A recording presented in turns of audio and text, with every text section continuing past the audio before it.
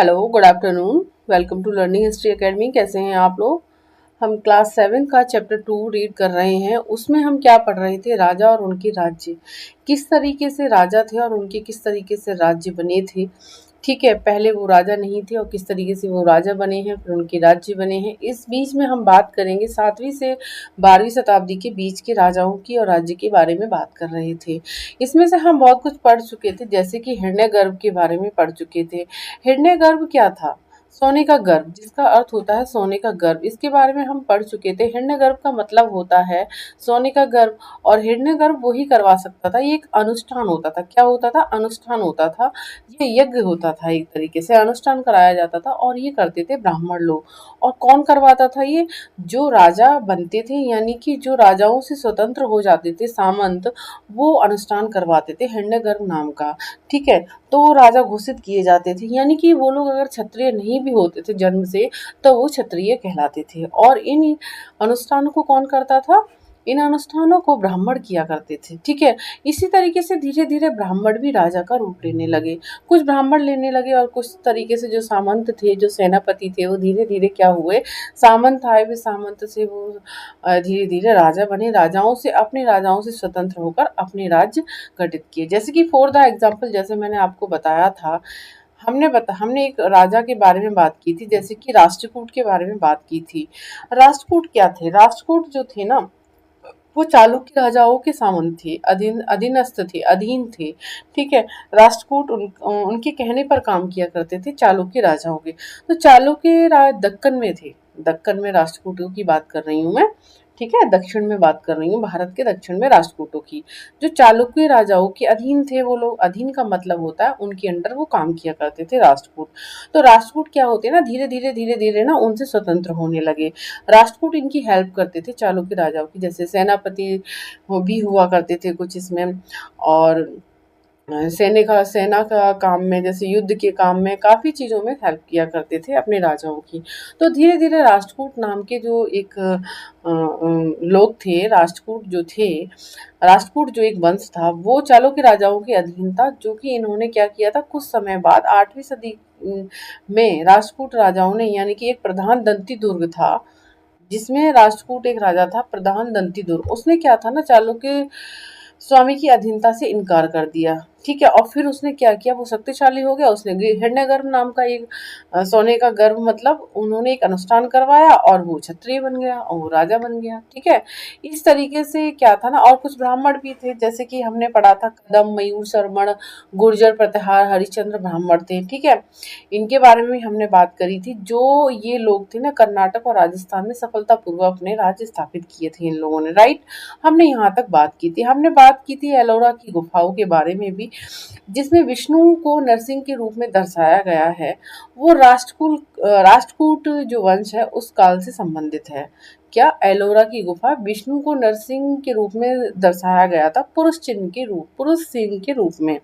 ठीक है, एलोरा की गुफा में विष्णु को नरसिंह के रूप में किसने दर्शाया था? राष्ट्रकूट राजाओं की एक काल की कृति है वो। ठीक है, ये राष्ट्रकूट काल से संबंधित है, इतना ध्यान रखिएगा। फिर हमने इनके राज्य में प्रशासन के बारे में भी पढ़ा था। देखिए, मैं ये जो बता रही हूँ ना, इनके बारे में हम चर्चा कर चुके हैं। सरसरी नजर से मैं एक बता रही हूँ कि हम ये चर्चा कर चुके हैं। जैसे कि हमने 400 कर के बारे में भी हमने जिक्र किया था। 400 कर में 2 कर आते थे, जैसे कि वेट्टी कर आता था, ये दक्षिण में ही कर थे जो लगते थे। वेट्टी कर था और एक कदमाई कर था। तो वेट्टी कर में क्या होता था कि जबरन राजा काम करवाता था, मतलब जबरन करवा ले या बाध्य की करते थे, मतलब किसी भी तरीके से, खुशी से, जैसे भी। इसमें क्या होता है ना, मजदूरी टाइप से कार्य करवाया जाता था और उस तरीके से काम लिया जाता था, और वो उनका कर होता था राजा का, वेट्टी, जो कि वेट्टी कर कहलाता था। फॉर द एग्जाम्पल, जैसे कि मकान पर छाजन डलना, जैसे कि आज की डेट में हम बोल सकते हैं कि मकान बनता है तो फ्री में काम करवाना, तो वो क्या था ना, राजा को कर देना होता था, मतलब मजदूरों की तरफ से, लोगों की तरफ से कर देना होता था। और एक था कदमाई कर। तो कदमाई कर में क्या होता था, भू राजस्व होता था। किसानों से भू का मतलब होता है जमीन से राजस्व लिया जाता था। तो राजा क्या करते थे, जब ये राजा नए उभरे तो इन्होंने क्या किया, फिर किसानों से भू राजस्व लेने लगे थे। ठीक है, वो होता है कदमाई कर। क्यों? ये पहले जो राजा थे स्वतंत्र नहीं थे। पहले क्या होता था, इससे पहले हम बात यहाँ पर 7वीं से लेके 12वीं शताब्दी के बीच की बात कर रहे हैं। इससे पहले क्या था ना कि राजाओं के लिए लोग जो थे ना, उनके सामंत थे, वो उपहार लेकर आते थे। उपहार में क्या होता था, जैसे कुछ भी हो सकता था, दैट्स जैसे कि अनाज भी हो सकता था, कपड़े भी हो सकते थे, गहने भी हो सकते थे, फल भी हो सकते थे, सब्जियां, कुछ भी हो सकता था उपहार में। ठीक है, जो राजा को पसंद होता था। ठीक है, तो धीरे धीरे ना, धीरे धीरे धीरे जब राजाओं से स्वतंत्र होने लगे ये लोग हिरण्यगर्भ नाम का भी एक वो करवाने लगे, अनुष्ठान करवाने लगे। इस तरीके से लोग ना बहुत स्ट्रांग होने लगे और राजा की पदवी धारण करने लगे। ठीक है, राजा बनने लगे। तो जब राजा क्षत्रिय कहलाने लगे ये लोग, तो इन्होंने क्या था ना, ये फिर इन्होंने कर का रूप भी बदल दिया, यानी कि वेट्टी कर आया यहाँ पे और गधमाई कर कहलाया। ठीक है, इस तरीके से। और फिर क्या है ना, लगान के रूप में भी वसूलते थे, जैसे किसानों से, पशुपालकों से, पशुपालन जो था, कारीगरों से संसाधन इकट्ठे करते थे ये लोग। ठीक है, तो मतलब क्या करते थे, ऐसे करके लगान भी लिया करते थे। ये देखिए 400 कर वेट्टी कर, ये मैं पढ़ा चुकी हूँ। आज हम पढ़ेंगे इसी चैप्टर के अंदर, हमारा जो नया टॉपिक है इसी चैप्टर के अंदर, क्लास 7 का चैप्टर 2 में प्रशस्तियां और भूमि अनुदान। आज हम पढ़ेंगे इन्हीं राजाओं की प्रशस्तियां और भूमि दान क्या कहती हैं। प्रशस्तियों के बारे में मैं आपको बता चुकी हूँ। प्रशस्तियों का मतलब होता है प्रशंसा, भूमि अनुदान का मतलब होता है भूमि को मतलब दान करना। ठीक है, तो प्रशस्तियां किसके बारे में, राजाओं के बारे में दरअसल लिखी जाती थी। प्रशस्तियां किसके बारे में, आम लोगों के बारे में प्रशस्तियां थोड़ी ना लिखी जाती थी, राजाओं के बारे में लिखी जाती थी। और कौन लिखते थे, उनके कवि लिखते थे उनकी प्रशंसा में। जब वो युद्ध जीत कर आते थे तो कहते थे कि बहुत ही मतलब हमारे राजा शक्तिशाली हैं, युद्ध जीत कर आए हैं, मतलब इतने घाव लगे हैं इनके शरीर पर, मतलब बर्छों की बौछार हुई है इनके ऊपर, मतलब एक सुंदरता करके एक प्रशंसा करते थे कि बहुत ही अच्छे हैं इनके राजा, इस तरीके से। तो उसको क्या बोला गया, प्रशस्तियां बोला गया है। ठीक है, चलिए। और भूमि अनुदान, जैसे भूमि को दान किया जाता था। अब हम इसी के बारे में जिक्र करेंगे चैप्टर में। ठीक है, चलिए।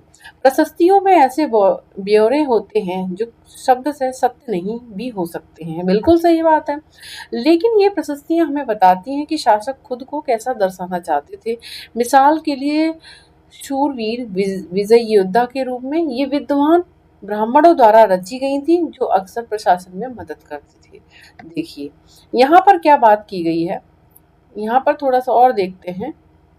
राजा लोग प्राय ब्राह्मणों को भूमि अनुदान से पुरस्कृत करते थे। ये ताम्र पत्रों पर अभिलिखित होते थे, जो भूमि पाने वाले को दिए जाते थे। देखिए, अब पढ़िए इसमें। देखिए, प्रशस्तियां का मतलब होता है, मैंने अभी भी बताया था, प्रशस्तियां का मतलब होता है ना, ये सत्य भी नहीं हो सकती हैं। भाई क्या है, क्या ये ब्राह्मण जो थे ना, ब्राह्मण विद्वान जो थे, जो राजा के दरबार में रहते थे, तो इनकी प्रशंसा किया करते थे। तो प्रशंसा करेंगे तो जब राजा की प्रशंसा होगी, राजा को अच्छा लगेगा, तो भाई लोग राजा भूमि अनुदान भी करेंगे, इनको भूमि भी देंगे।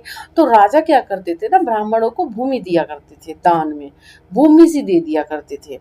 क्योंकि ये ब्राह्मण है ना, ये ब्राह्मण ना, मतलब इनको शूरवीर विजय योद्धा बोलते थे, है ना। और ये शासक खुद को एक अच्छा दर्शाना चाहते थे। ठीक है, प्रशस्तियों में एक अच्छा अपने आप को बताना चाहते थे, इसलिए ब्राह्मणों के द्वारा जो प्रशंसा होती थी, ये बड़े खुश होते थे इससे। ठीक है, ये ब्राह्मण अक्सर का प्रशासन में भी मदद किया करते थे राजा की। ठीक है, राजा लोग प्राय ब्राह्मणों को भूमि अनुदान से पुरस्कृत करते थे, बिल्कुल सही बात है। और ये जो है ना, ये जो अभिलेख जो होते थे, प्रशस्तियां जो होती थी, अभिलेख ही बोला जाता है इनको, प्रशस्तियां जो होती थी अभिलेखों पर लिखी जाती थी, और ये ताम्र पत्रों पर लिखे होते थे, जो भूमि पाने वाले को दिए जाते थे। जो क्या होते थे, भूमि पाने वाले को दिए जाते थे। राजा लोग प्राय ब्राह्मणों को भूमि अनुदान से पुरस्कृत करते थे, यानी कि राजा लोग जो होते थे ब्राह्मण को भूमि देते थे पुरस्कार के तौर पर, और ये ताम्र पत्रों पर अभिलेखित होते थे, जो भूमि पाने वाले को दिए जाते थे। मतलब कि जो पुरस्कार होते थे ना, तो ये जो जब अनुदान दिया जाता था, तो ये जो अनुदान जो दिया जाता था ना, इसका रिकॉर्ड किस पर होता था, पत्रों पर होता था, ताम्र पत्रों पर होता था। ये देखो यहाँ पे लिखा भी हुआ है, एनसीईआरटी की लैंग्वेज ही मैं बता रही हूँ। ताम्र पत्रों पर अभिलेखित होता था, ताम्र पत्रों पर लिखित होता था, जो भूमि पाने वाले को दिया जाता था, अर्थात ब्राह्मणों को दिया जाता था कि हमने इतनी भूमि ब्राह्मणों को दी है।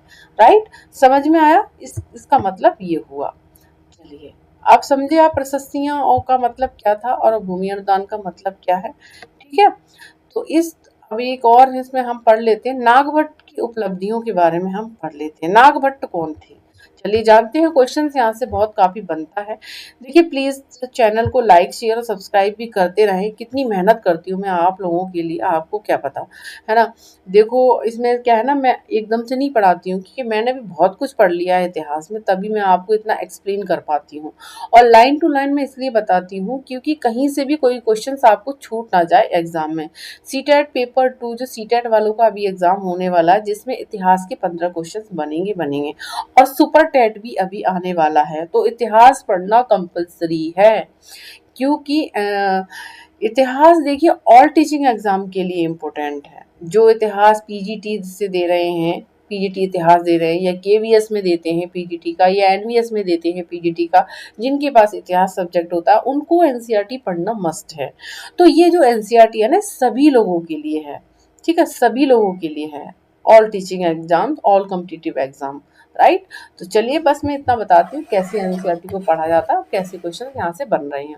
अब हम पढ़ेंगे नागभट्ट की उपलब्धियां, तो प्लीज लाइक शेयर और सब्सक्राइब करते रहें, जिससे कि मेरे जो स्टूडेंट्स अभी नहीं जुड़े हैं, जो लोग फ्री ऑफ कॉस्ट पढ़ना चाहते हैं, मैं कोई चार्जेस नहीं लेती हूँ इसका, ठीक है। तो आप लोग भी मैम के लिए इतना कर सकते हैं कि शेयर करें क्लास को, है ना, सब्सक्राइब कर लें, जिससे कि आने वाली क्लास भी आपको डेली मिलती रहे, ठीक है। चलिए, नागभट्ट की उपलब्धियां क्या कहती हैं। कई शासकों ने प्रशस्तियों में अपनी उपलब्धियों का बयान किया है। क्या किया, कई शासकों ने प्रशस्तियों में अपनी उपलब्धियों का बयान किया है। आपने पिछले साल गुप्त शासक समुद्रगुप्त की प्रशस्ति के बारे में पढ़ा है, राइट, हमने पढ़ा है समुद्रगुप्त के बारे में। वही समुद्रगुप्त जो इलाहाबाद में अशोक के स्तंभ पर समुद्रगुप्त की प्रशंसा की गई है, ठीक है। आपने पढ़ा था लास्ट क्लास में, अगर लास्ट क्लास आपने ध्यान से सुना होगा तो समुद्रगुप्त के बारे में आपने पढ़ा होगा।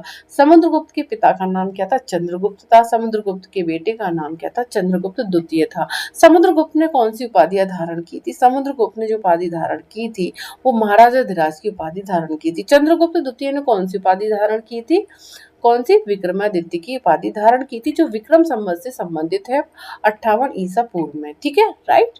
हमने ये पढ़ा था समुद्रगुप्त के बारे में, ये समुद्रगुप्त की प्रशस्ति के बारे में पढ़ा था, जो प्रयागराज अशोक के स्तंभ से हमें देखने को मिलती है।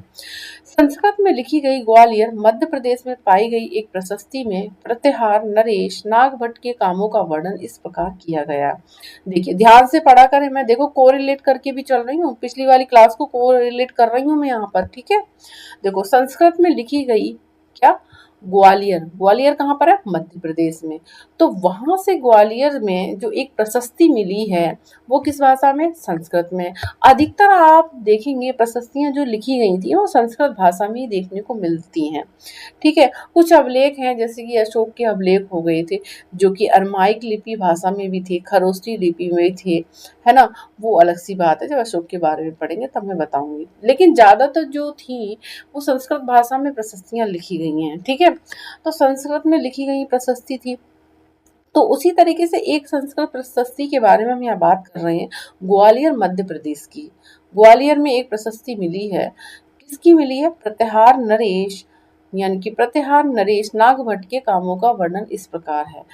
ये जो है ना नागभट्ट, ये प्रतिहार नरेश है, प्रतिहार वंश से हैं ये, राइट, प्रतिहार वंश से हैं ये प्रतिहार नरेश नागभट्ट।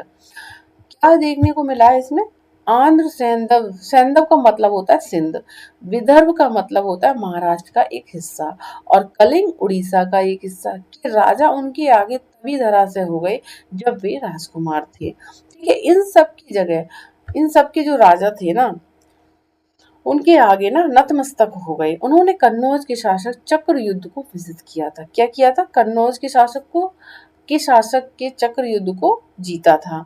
उन्होंने वंग यानी कि बंगाल का हिस्सा, अनर्थ यानी कि गुजरात का हिस्सा, मालवा यानी कि मध्य प्रदेश का हिस्सा, किरात यानी कि वनवासी, तुरुस्क यानी कि तुर्क, वत्स मत्स्य दोनों उत्तर भारत के राज्य राजाओं को पराजित किया था। देखो कितने सारे लोगों को, मतलब कहने की बात है कि एक प्रशस्ति जो मिली है नागभट्ट की, कहाँ से? ग्वालियर से। तो नागभट्ट की जो प्रशस्ति लिखी होगी भाई, तो इन्होंने अपने आप को इतना वो करवाया है ना भाई, जो इनके कवि रहे होंगे दरबार में, उनसे इतना सब कुछ इन्होंने करवाया, इनके बारे में प्रशंसा की है। ठीक है, तो इन्होंने क्या क्या लिखवाया है? आंध्र प्रदेश यानी कि सिंध, विदर्भ, कलिंग, तो इनके जो राजा थे इनको क्या किया? चक्कर में पराजित किया। और बंगाल, बंग यानी कि बंगाल के हिस्से को भी, गुजरात के हिस्से को भी, मध्य प्रदेश के हिस्से को भी, और किरात वनवासी उत्तर भारत के राज्यों को भी पराजित किया। मतलब इतने सारे लोगों को, इतने सारे एरियाज को इन्होंने पराजित किया। नागभट्ट की उपलब्धि है। इस अभिलेख में उल्लिखित शासकों में से कुछ को मानचित्र वन में ढूंढने की कोशिश करें। दूसरे राजाओं ने भी इसी तरह के दावे किए थे। आपके विचार से ऐसे दावे उन्होंने क्यों किए थे?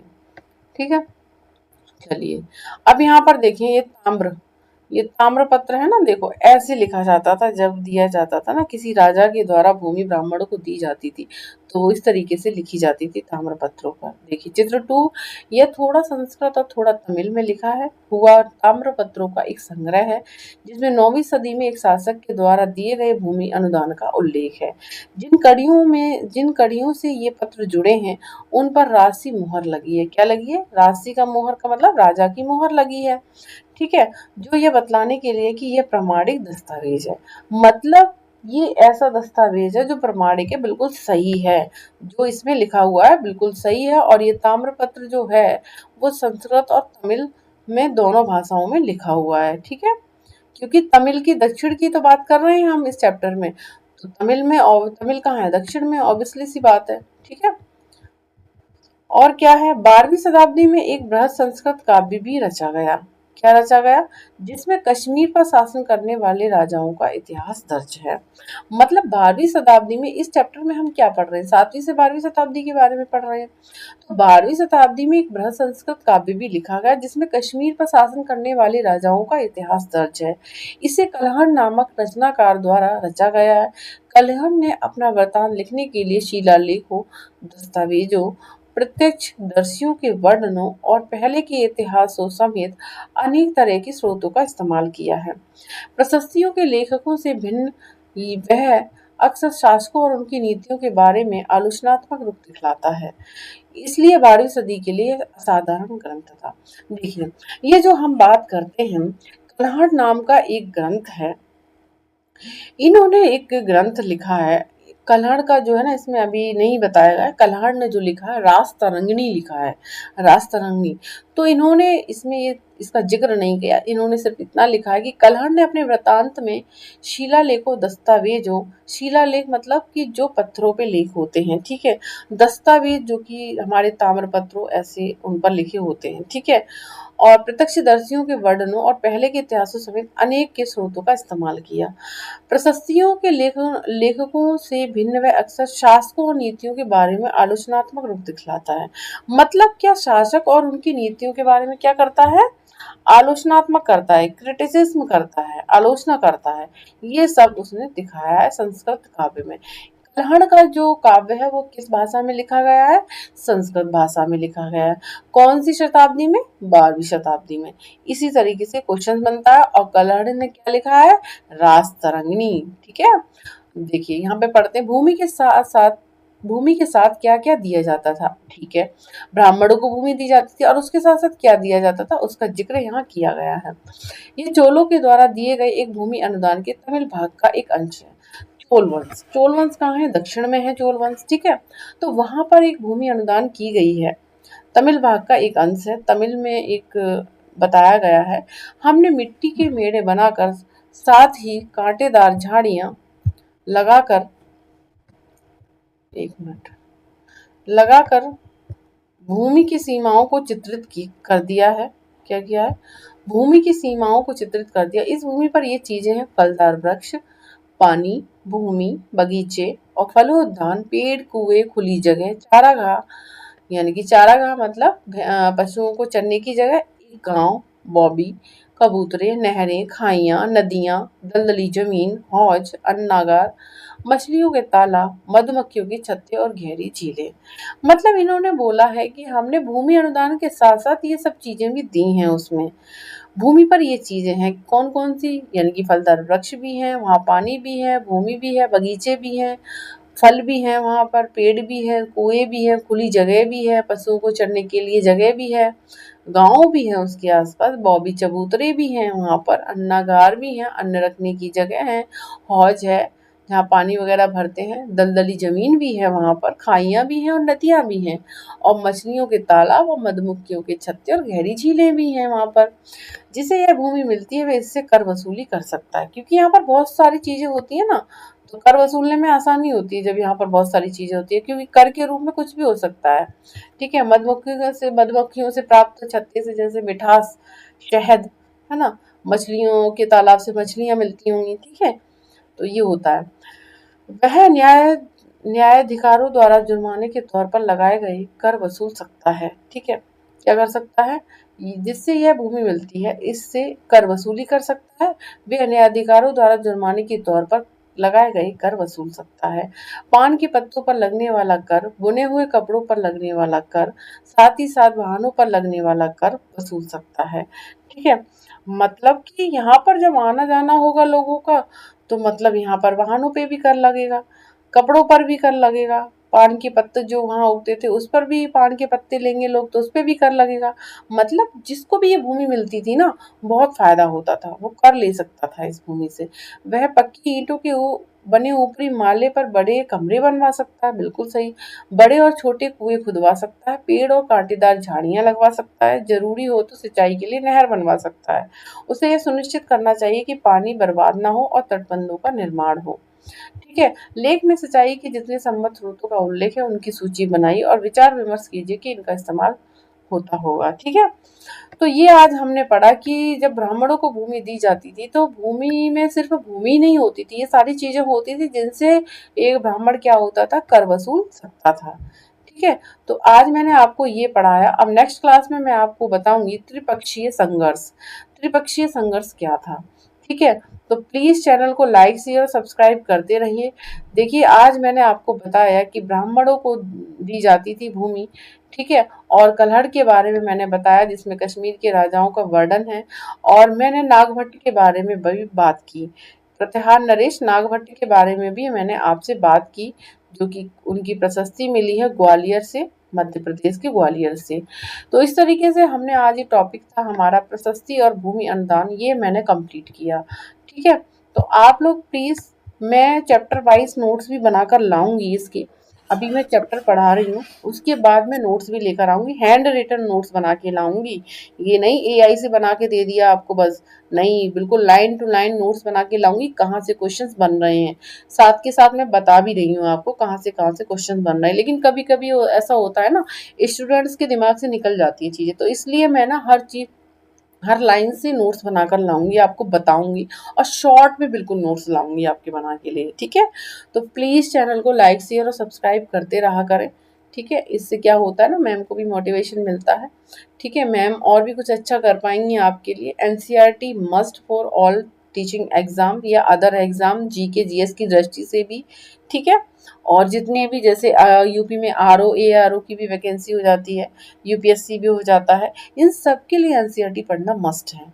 ठीक है, तो इतिहास पढ़ने से पहले एनसीईआरटी जरूर कवर करें, मेरी बस आपसे यही ये गुजारिश है कि एनसीईआरटी जरूर पढ़ें, उसके बाद आप अदर बुक्स पढ़ें। ठीक है, उसके बाद भी एनसीईआरटी के बाद भी आप बोलेंगे ना मैम कोई और बुक्स बताओ, तो वो भी बुक्स मैं बता दूंगी कौन से ऑथर्स के आपको बुक्स पढ़ने हैं। ठीक है, क्योंकि I am history teachers, master of history. ठीक है, तो ऐसे आप अच्छे से आप पढ़ सकते हैं, मुझसे गाइडेंस भी ले सकते हैं। ठीक है, मैं बहुत अच्छी इतिहास पढ़ाती हूँ।